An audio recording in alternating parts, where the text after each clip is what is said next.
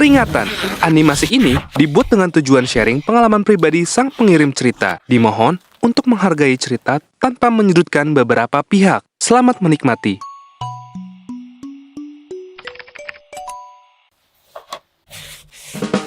Halo guys, kenalin nama gue Lina.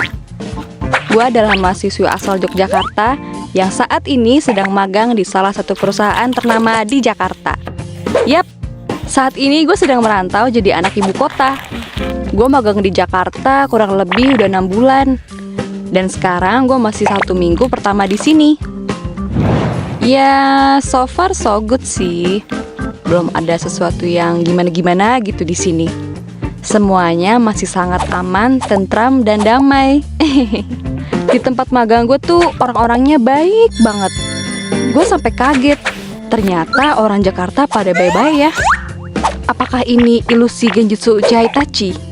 Oh, tentu saja tidak. Semuanya real. Kebaikan mereka tuh terasa banget sampai hati gue suka ngerasa nyes sendiri. By the way, mereka sering banget bantu gue kalau ada pekerjaan yang gak gue tahu. Mereka suka banget beliin gue makanan kalau gue harus lembur. Ya kali deh lembur gak ada asupannya. Mereka juga suka ajak gue makan siang bareng di kafe depan kantor. Pokoknya mereka tuh senior-senior yang baik banget. By the way, ngomongin senior-senior gue di kantor, ada satu nih kakak pembimbing gue yang baiknya kok agak beda ya. Dan kayak lebih intens ngasih perhatian ke gue gitu. Namanya Kak Rafli. Dia kakak pembimbing gue yang super duper baik banget. Pokoknya gak ada duanya. Apalagi si kok bagi duo. Nah, Kak Rafli tuh ya udah cakep, pinter, perhatian. Pokoknya gak ada kurangnya deh. Fix, diakah belahan jiwaku yang selama ini gue cari. Saking perhatiannya, Kak Rafli ini udah kayak pacar gue rasanya. Setiap makan siang ditemenin, setiap lembur juga ditemenin. Alih-alih jaga-jaga kalau gue kesusahan. Padahal mah gue tahu dia lagi modus nih. Pede abis. Bulan demi bulan berlalu, gue sama Kak Rafli juga makin deket. Sampai di bulan ketiga gue di sini, Kak Rafli nembak gue di kafe depan kantor sewaktu makan siang. Bawa bunga sama bawa coklat. Yah, gimana gue gak kelepek-kelepek. Sejak embrio, gue sama sekali gak pernah diromantisin kayak gini. Ya, orang gue gak pernah pacaran. Enggak lama Kak Rafli nyatain perasaannya dan minta buat gue jadi pacarnya. Belum selesai dia nyatain itu, rasanya gue udah mau terima aja. Tanpa basa-basi, gue juga bilang kalau gue suka sama dia dan menerima dia sebagai pacar gue. Yep, mulai hari ini, gue dan Kak Rafli resmi jadian. Rasanya tuh kayak mimpi, bener-bener sebahagia itu. Hari-hari berlalu dengan begitu indah. Gue setiap hari diantar jemput sama Kak Rafli, makan siang bareng, setiap weekend jalan keliling Jakarta, dan hampir setiap ngedate gue selalu ditraktir. Entah itu nonton, makan, dibeliin barang-barang yang gue suka. Pokoknya romantis abis lah. Dan yang paling mengejutkan lagi, sepulang kerja dia tuh masih suka ngasih gue hadiah random gitu. Padahal gue sama sekali lagi gak ulang tahun. Tau gak sih, dia ngasih gue iPhone 12. Gila ya, bener-bener gue tuh gak bisa berkata-kata lagi. Katanya dia sengaja beliin iPhone karena dia tahu gue suka selfie dan memori HP gue suka penuh gara-gara memorinya gak cukup. Tahu-tahuan aja nih Kak Rafli kalau HP gue speknya kentang. Ya intinya tuh dia tuh nabung buat beliin gue iPhone yang kapasitas memorinya banyak dan kualitas kameranya juga bagus. Kan main. Ini gue kan jadi kayak gimana ya? Baru juga pacaran udah ngasih barang semahal ini pemirsa. Buset dah. Rasanya gue kayak udah mau deh langsung diajak nikah. Sekarang juga gak apa-apa nih. Gue tuh mau guling-guling saking bahagianya. Hari itu gue gak bisa ngomong apa-apa lagi sih. Dan gue bertekad untuk berusaha menjadi wanita yang dia inginkan karena dia udah ngasih semuanya buat gue. Seenggaknya itu yang terlintas di dalam benak gue saat itu. Waktu pun berlalu. Hari ini tepat 1 bulan terakhir gue magang di kantor ini. Pekerjaan gue di sini juga udah mulai sedikit dan gue udah mulai ngerjain laporan hasil magang gue. Kebetulan ada satu temen gue yang juga lagi magang di daerah Jakarta.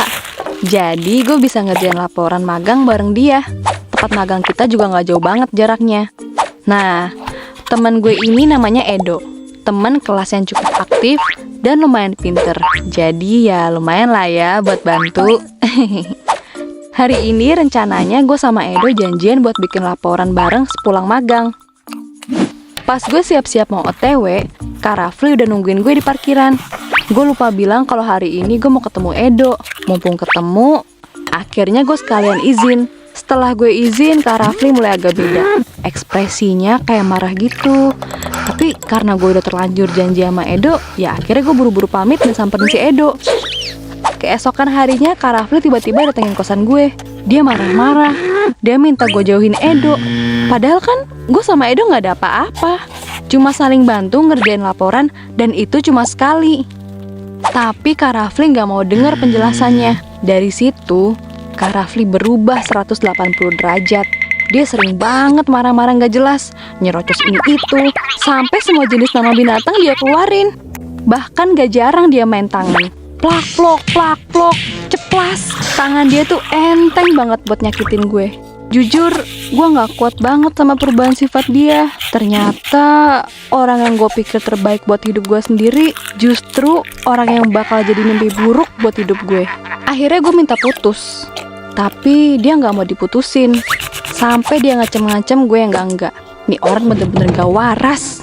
Gak pernah gue takut ini sama cowok. Bener-bener udah gak kuat dan akhirnya gue stres banget. Sampai akhirnya gue coba share di Twitter tentang pengalaman percintaan gue lewat thread yang gue bikin. Dan tanpa disangka, ternyata threadnya trending.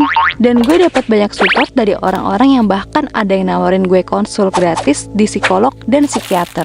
Sialnya, Kak Rafli tahu apa yang gue lakuin. Dia langsung ke kosan gue dan nampar gue sambil teriak kayak orang kesurupan. Dia lempar semua barang yang ada di kosan gue. Sampai-sampai dada gue sesek banget. Mau nangis, gak bisa. Mau teriak, gak ada tenaga. Dia coba tarik-tarik tangan gue. Terus gue refleks lempar iPhone yang dikasih dia. Gue lempar semua pemberian dari dia. Boneka, baju, termasuk iPhone itu. Tetangga kosan gue pada datang nyamperin. Sampai-sampai ibu kos datang teriak-teriak juga sambil nunjuk depan Kak Rafli. Heh, apaan nih ribut-ribut? Pergi sono lo, jangan ribut di sini. Dia langsung cabut. Mungkin suasana kosan yang rame bikin dia jadi malu. Setelah dia pergi, baru deh gue bisa nangis sampai lemes sejadi-jadinya.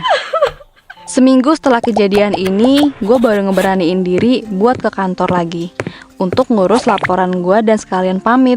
Semua senior di sana gak ada yang tahu tentang kejadian ini. Jadi gue mutusin buat buru-buru pamitan. Waktu gue jalan keluar, gue ngeliat Kak Rafli dari arah lobi. Refleks, gue langsung keluar cari jalan lain biar gak ketemu sama si brengsek itu.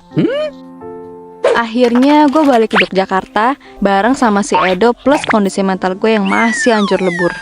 Gue coba berobat dan gue coba konsultasi sama psikiater dulu dengan semua hal yang udah gue lakuin. Rasanya sakit banget, membekas banget apa yang udah dia lakuin ke gue, bener-bener buat gue trauma. Perlahan tapi pasti kondisi gue mulai membaik. Di saat masa-masa ngerjain tugas akhir, gue dapat pengganti yang jauh lebih baik, care, dan pastinya gak main tangan ke pasangannya. Semenjak itu gue tahu gue harus berhati-hati mengenali pasangan lawan jenis. Walaupun cowok gue yang sekarang ini kurang romantis, setidaknya hubungan kami jauh lebih sehat. Dia ngasih vibe positif dalam hidup gue. Kalau gue itu berarti, kalau gue itu layak bahagia. Buat kalian yang sekarang lagi ngerasain kekerasan dalam hubungan kalian, mending kalian buru-buru pergi ya. Jangan sampai kejadian ini juga menimpa kalian. Kalian berhak dicintai semua orang yang bener-bener care sama kalian.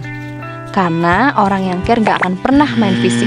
Bayangin aja, masih pacaran udah berani mukul. Gimana kalau nikah? Aduh, gue mah gak bisa bayangin deh. Ya, semoga kalian bisa keluar dari zona itu dan bisa bertemu dengan pasangan yang lebih baik ya. Sekian dari gue. Jangan lupa like, share, komen, dan subscribe channel Gue Punya Cerita. Dadah!